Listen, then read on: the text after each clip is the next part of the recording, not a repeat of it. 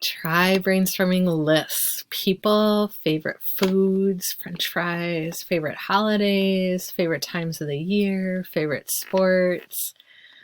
1, taking care of my brother and sister. In grade school, we started walking to school together. I was the oldest, so I was responsible for them. They scared me when they walked on the snowbanks because I didn't want them to fall or get hit by a car. They never did. That brings me to the second event. 2, my dog getting hit by a car.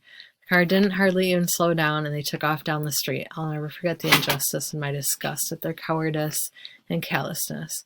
In contrast, my dad, with the coolness of a pilot, picked up our dog and held her gently even after she bit his arm because of her obvious, overwhelming pain. 3, staying up reading with a flashlight. The neighbor told my mom that I was sneaking an extra reading time past my bedtime. She said she let her son do the same thing and he became a lawyer. So let her study and make something of herself. My mom told me about their conversation.